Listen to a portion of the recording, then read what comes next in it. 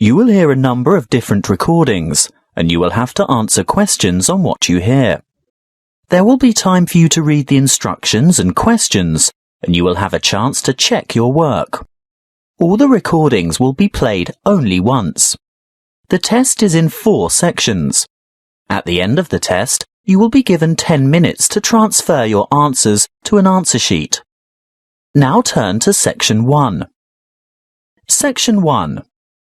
You will hear a telephone conversation between a client who wants to rent short-term accommodation and a rental agent. First, you have some time to look at questions 1 to 5.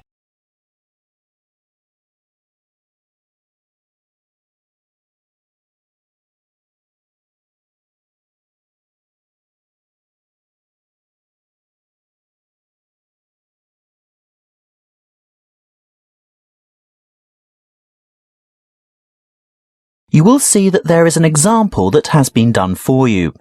On this occasion only, the conversation relating to this will be played first. Good morning. Ace Accommodation. How can I help you? Good morning. I'd like to organise some short stay accommodation on the Gold Coast, please. Certainly. Who am I speaking to? Miss McKinley. Sylvia McKinley. Could you spell your family name for me, please? It's MACKINLAY.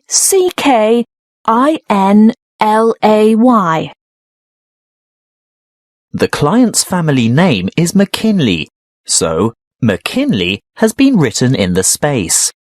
Now we shall begin. You should answer the questions as you listen, because you will not hear the recording a second time. Listen carefully and answer questions 1 to 5. Good morning. Ace Accommodation. How can I help you? Good morning. I'd like to organise some short stay accommodation on the Gold Coast, please. Certainly. Who am I speaking to? Miss McKinley. Sylvia McKinley. Could you spell your family name for me, please? It's MACKINLAY. Thank you. And your first name is Sylvia? Yes. Is that with an I or a Y? A Y, the old-fashioned way. That's SYLVIA. Thank you, Miss McKinley. Now, just for our records, can you tell me what country you live in? Of course.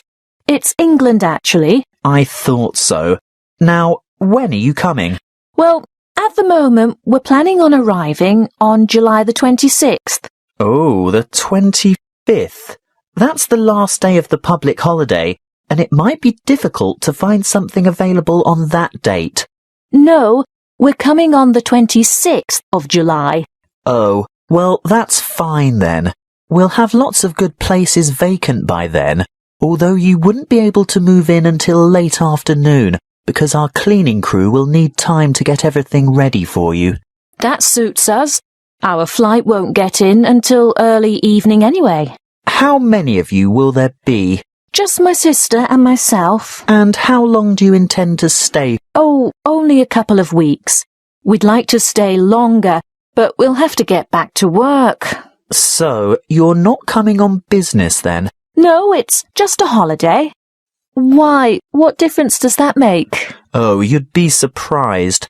Business people have different needs. You know, wireless internet, even fax machines and photocopiers. No, we won't need any of that stuff. We'll be coming to relax and get away from all that kind of thing. Before you hear the rest of the conversation, you have some time to look at questions 6 to 10.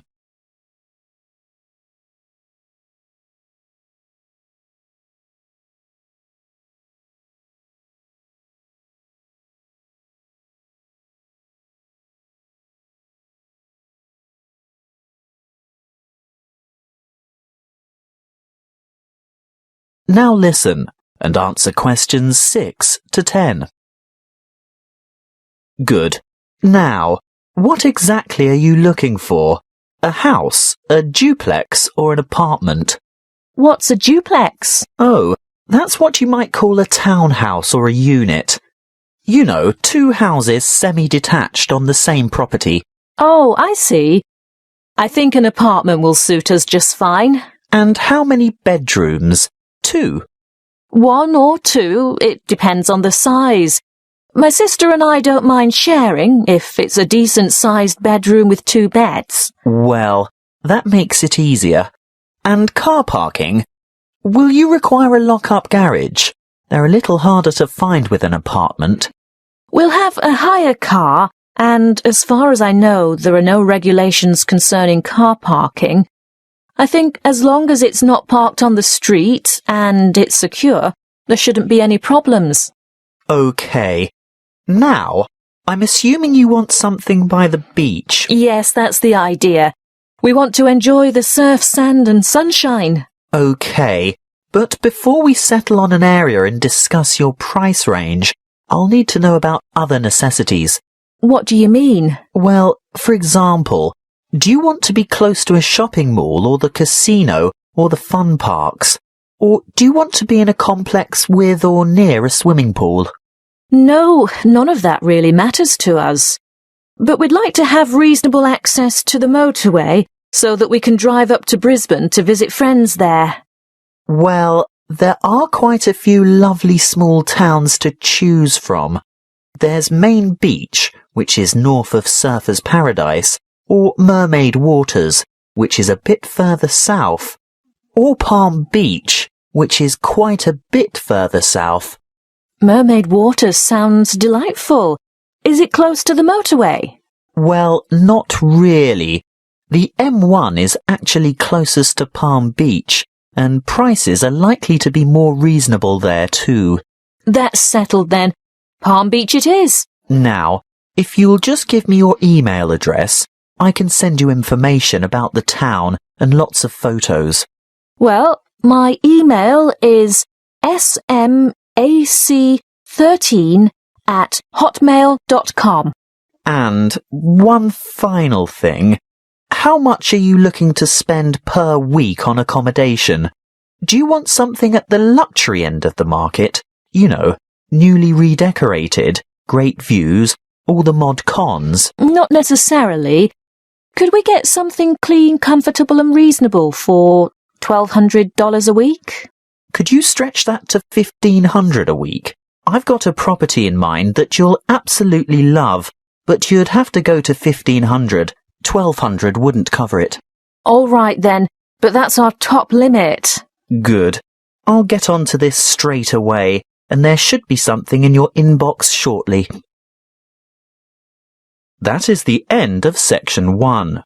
You now have half a minute to check your answers.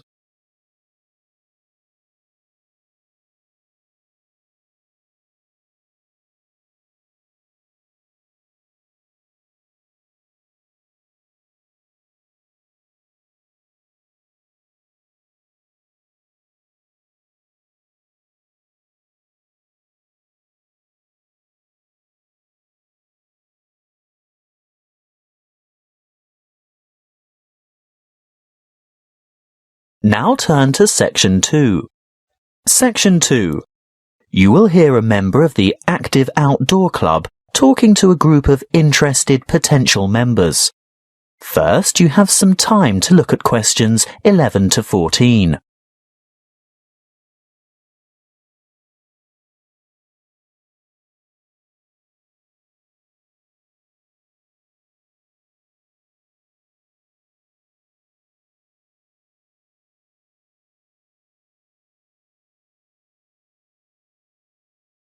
Listen carefully and answer questions 11 to 14. I'd like to welcome you all to our Active Outdoor Club. I'll start by telling you a little bit about the history of the club and all that it can offer, and there will be a chance for you to ask questions over tea and coffee in the lobby afterwards. You'll also be able to pick up pamphlets from the table at the back of the hall, and if you wish to purchase any of our products, Bill will serve you at the front counter. As most of you probably know, the club was founded by Nick Noble about 30 years ago. He thought of placing an advertisement in the local newspaper or erecting a billboard somewhere, but it was the radio that he decided on to reach the most people. You know, other people who might be interested in outdoor pursuits. Just basic activities like walking or tramping. Anything active that could take place in some of the beautiful outdoor settings that this country has to offer. Nick was overwhelmed by the response he got, and the club soon grew from a dozen or so friends and enthusiasts to around 200 members 20 years ago, and steadily since then to reach a membership of over 2,500 now. You don't have to be a hardened athlete or extreme adventurer. On the contrary, it's a group that encourages friendship and fellowship through social and recreational activities. The club tries to cater for all levels of maturity and both genders. In fact, anyone who has the physical ability and a moderate level of health and fitness to participate in open-air activity on a regular basis. I think our youngest member is a 5-year-old boy and our oldest member is a 75-year-old man. Of course, we have more challenging opportunities for those who are up to it, but all excursions are graded according to level of difficulty, and there will always be something for those families with small children. More about that later. I'm sure you realise that it's part of the focus of the club to ensure that our natural environment is kept as pristine as possible. We all have a keen interest in conservation, and many of our members contribute their time or give a monetary donation to organisations that work to enhance and beautify our natural heritage. Before you hear the rest of the talk, you have some time to look at questions 15 to 20.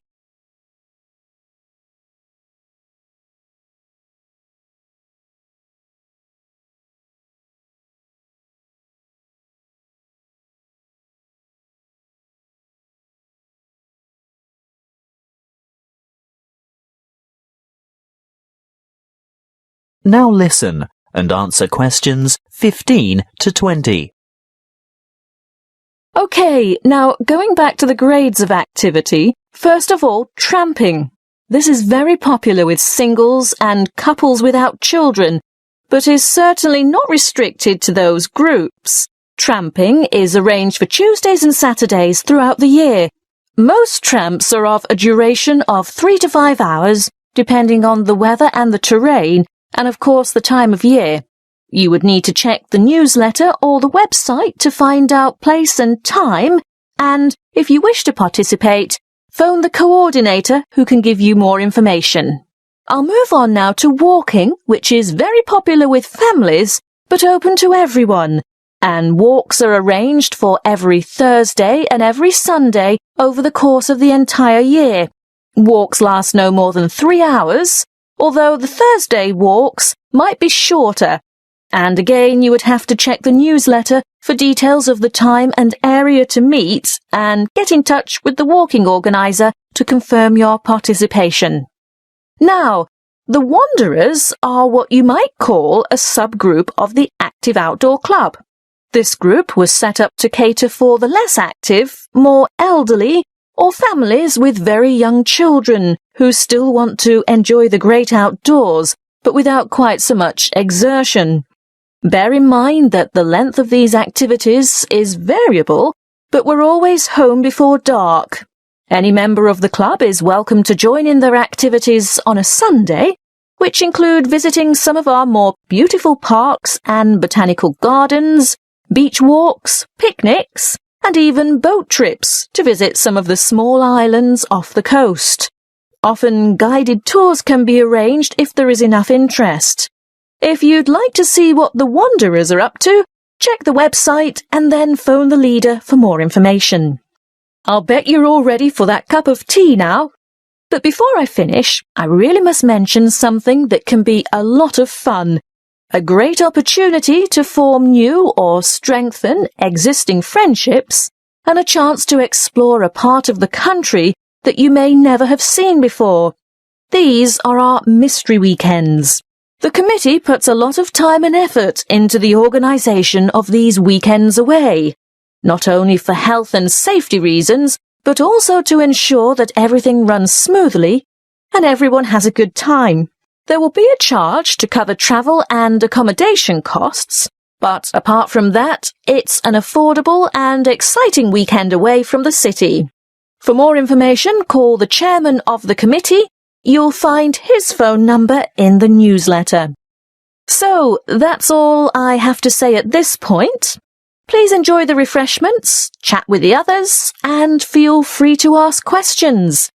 All the committee members are wearing large red name badges, so they're easy to find. That is the end of section 2.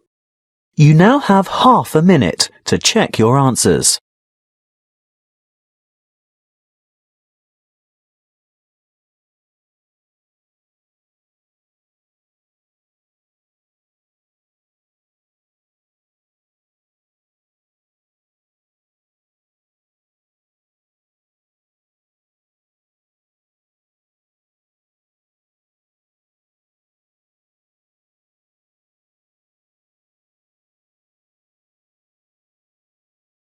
Now turn to section 3.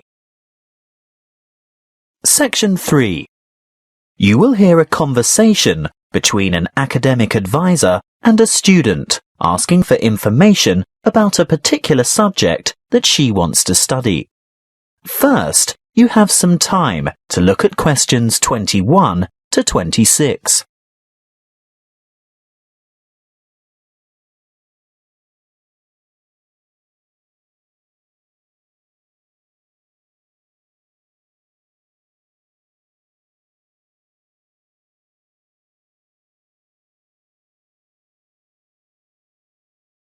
Listen carefully and answer questions 21 to 26. Come in and take a seat.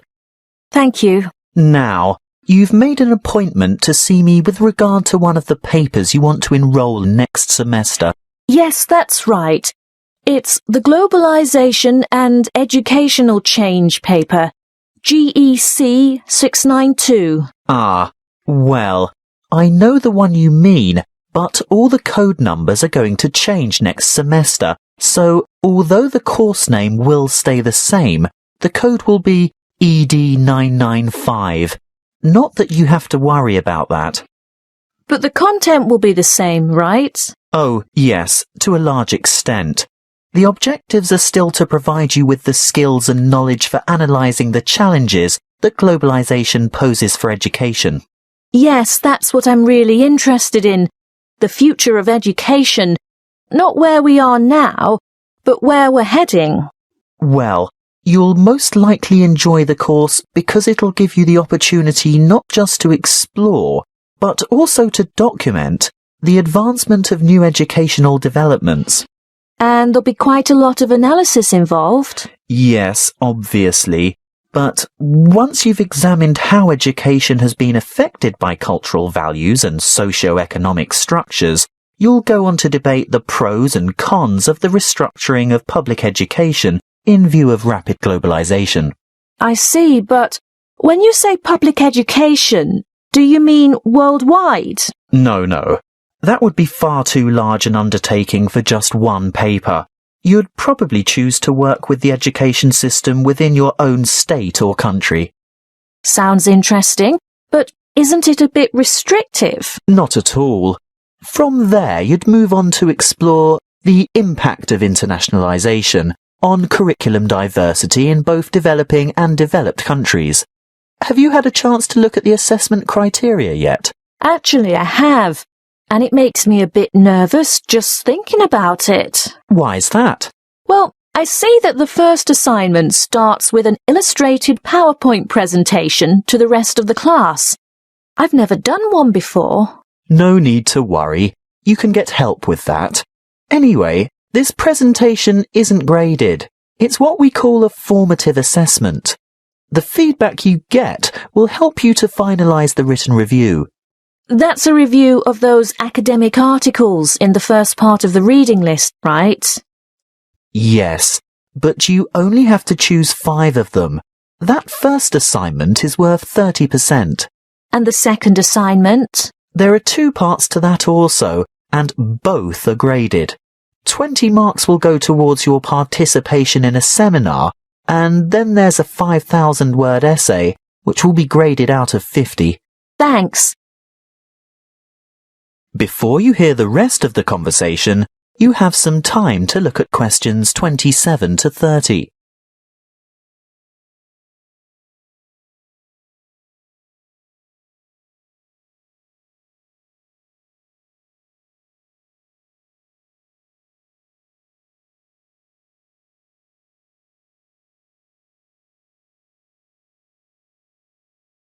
Now listen and answer questions 27 to 30.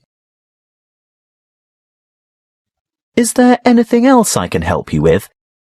Yes, the reading list is quite long. Where do you think I should start? Well, I'd suggest you leave the articles until the semester is underway, but a good preparation would be to look at some of the major texts.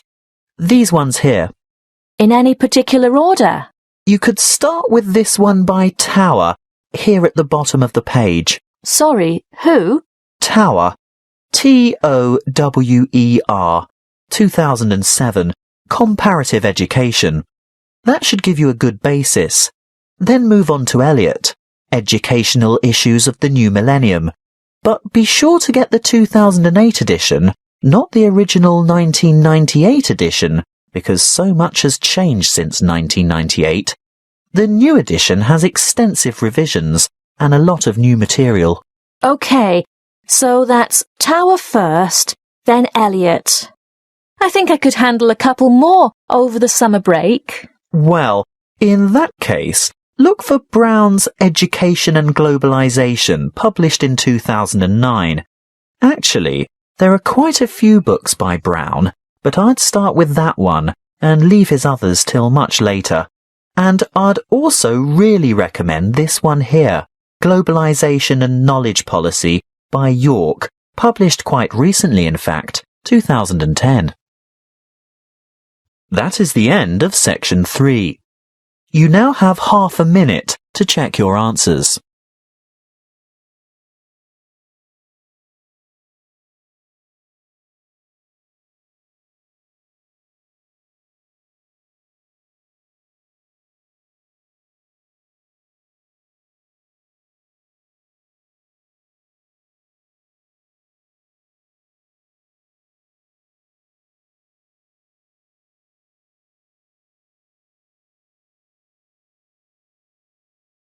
Now turn to section 4. Section 4. You will hear a lecture on immunity and immunization. First, you have some time to look at questions 31 to 40.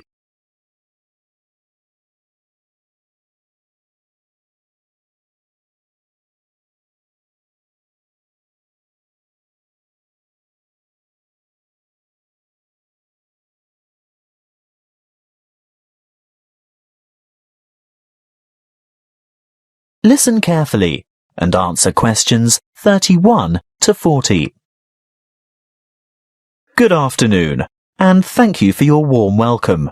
This will be the first talk in a series of 5 on health interventions, protection and prevention. Could I start by asking for a show of hands? How many of you have had a flu vaccination at the beginning of winter?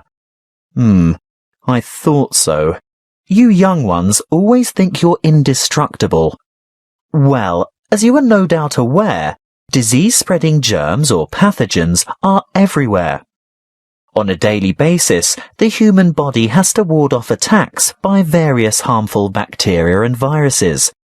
A healthy body has a good defense system against many of these germs, but the defense only operates well against microorganisms that it has already encountered, in which case it is said to be immune. There are 2 ways in which humans acquire natural immunity. Actively, when a person has first suffered and then recovered from an illness, and passively, when ready-made protection is transferred into the body, for example, from the maternal blood via the umbilical cord to an unborn child, or through breast milk. Now, artificially acquired immunity can help the body to fight disease, so we can use active immunization as a preventative measure.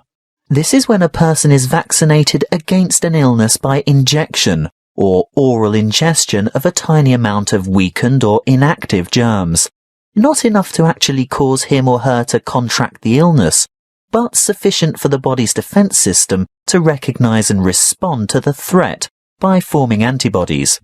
Intervention using passive immunization, on the other hand, is a method of curing an illness after it is too late for prevention. It is less effective than active immunization and takes longer to work. It is used when the body has already been invaded by bacteria and the person is ill. In this case, there is no time for the body to make antibodies of its own, so proteins, usually taken from the blood of animals, are injected to equip the patient with the essential antibodies to combat the particular illness. Let's have a quick look at a bit of history. The discovery of vaccination to boost the body's immune system by making it sensitive to particular disease-causing bacteria was made by an 18th century English doctor called Edward Jenner. He noticed that survivors of smallpox, a common but extremely dangerous disease, never contracted the disease a second time. In other words, they were immune. He studied a similar disease in cows called cowpox and realized that people in contact with the infected cows became ill with symptoms resembling smallpox. However, this disease was quite mild by comparison, and those who contracted cowpox were then immune to smallpox. He conducted an experiment by injecting a child with a small amount of pus taken from a cowpox pustule. The child subsequently became ill, but soon recovered. Later, he injected the child with pus from a smallpox pustule, and the child did not get sick. He had developed immunity to the more dangerous disease. The antibodies produced to fight the cowpox bacteria had been able to fight off the smallpox bacteria. What are antibodies?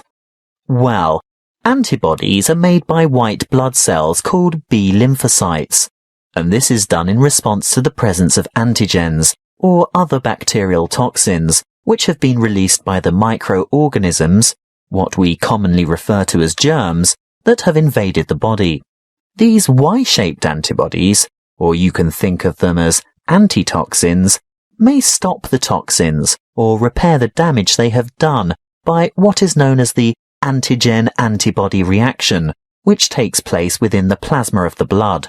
A correct antibody, for that disease, clings to a particular antigen in order to render it harmless. Large numbers of these pairs clump together to form a bigger unit. This is called agglutination and is able to be seen by the naked eye, which is very helpful for doctors and other specialists to determine which illnesses a patient is immune to. Inoculation or active vaccination can protect people from serious diseases.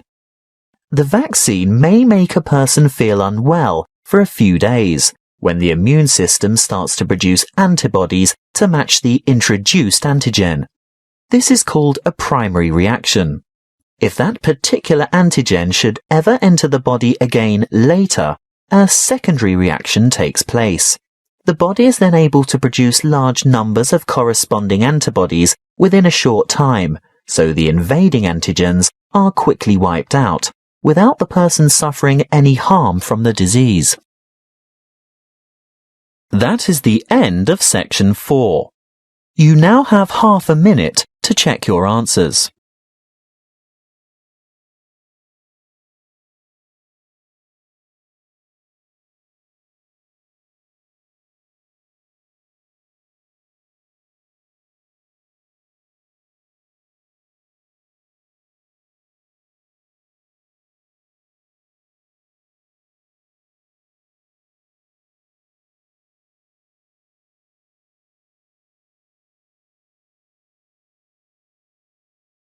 That is the end of the listening test.